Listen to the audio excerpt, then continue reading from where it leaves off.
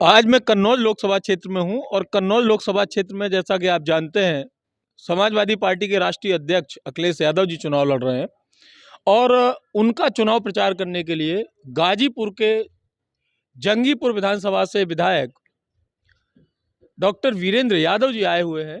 मैं इनसे बात करता हूं और समझता हूं कि इनकी नज़र में कन्नौज और पूर्वांचल का क्या हाल है। आपका चैनल में स्वागत है सर। बहुत बहुत आपका अभिनंदन। आप पूरा प्रदेश घूम रहे हैं, पूर्वांचल से यहाँ आए हैं, यहाँ आके क्या महसूस कर रहे हैं कि हवा किधर चल रही है? जो हवा शुरू हुई है पहले चरण से, धीरे धीरे तीसरे चरण तक हम लोग कन्नौज तक आ गए हैं।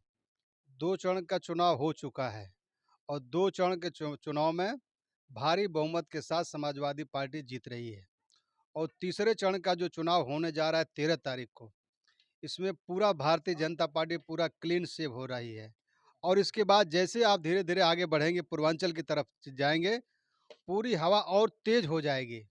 और जब तेज हो जाएगी तो भारतीय जनता पार्टी पूरी साफ हो जाएगी। पूर्वांचल में तो पूरी साफ हो जाएगी भारतीय जनता पार्टी। मोदी जी बार बार परिवारवाद का आरोप लगाते हैं, क्या कहेंगे आप?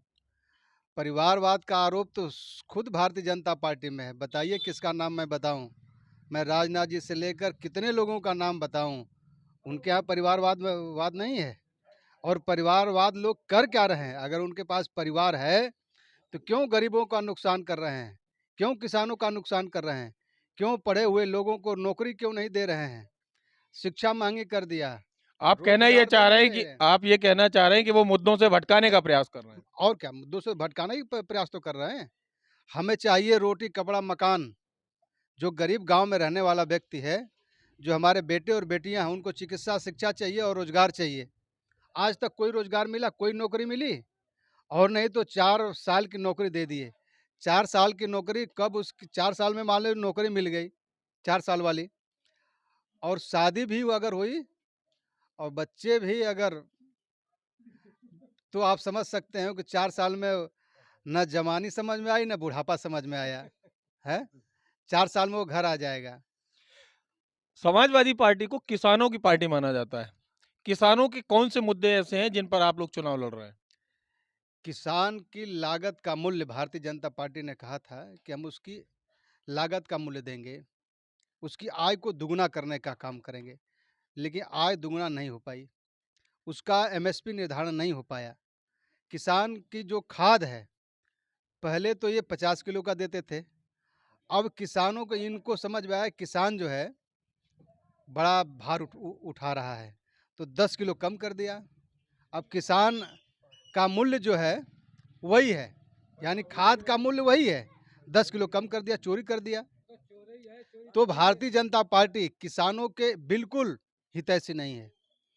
किसानों के हितैषी समाजवादी पार्टी है। श्रद्धेय नेताजी और उसके बाद माननीय राष्ट्रीय अध्यक्ष जी हमेशा किसानों की बात करते हैं। उसके टेल तक पानी पहुंचाने की बात, उनके खेतों तक बिजली पहुंचाने की बात, खाद की बात, बीज की बात, सारी बात जो है समाजवादी पार्टी के नेता माननीय श्रद्धेय नेताजी और उसके बाद माननीय राष्ट्रीय अध्यक्ष जी करने का काम करते हैं। उत्तर प्रदेश की विधानसभा में भी माननीय राष्ट्रीय अध्यक्ष जी किसानों का मुद्दा उठाने का काम करते हैं।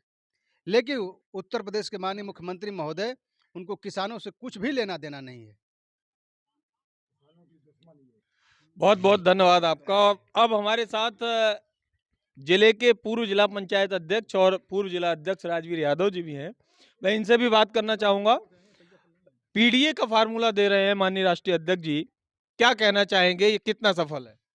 देखिए, अब माननीय राष्ट्रीय अध्यक्ष जी ने ये संकल्प लिया है कि वोट हमारा और राज तुम्हारा नहीं चलेगा। पीडीए पूरे प्रदेश में, पूरे देश में पीडीए एकजुट होकर पीडीए समझ रही है कि हमारे हक और अधिकार को एक ओर छीनने वाले हैं। हमारे जो भी संविधान को बाबा साहब ने हमको जो संविधान दिया है उसको ये छीनने वाले हैं। एक और अधिकार को छीनने वाले हैं, एक और नौकरी को छीनने वाले हैं, एक और किसान की खाद को चोरी करने वाले हैं, एक और उन हक अधिकार को, किसान को अधिकार दिलाने की, नौकरी दिलाने की गारंटी लेते हैं। तो ये है पीडीए। असली पीडीए यही है। समाजवादी, जो भी पिछड़ा, दलित, अल्पसंख्यक और आधी आबादी, ये सारे लोग इस समय इनके झूठे वादे न में फंसकर वो पीडीए के लोग ये जागरूक हो गए, ये जान गए कि वोट हमारा और राज तुम्हारा अब नहीं चलेगा। बहुत बहुत धन्यवाद आप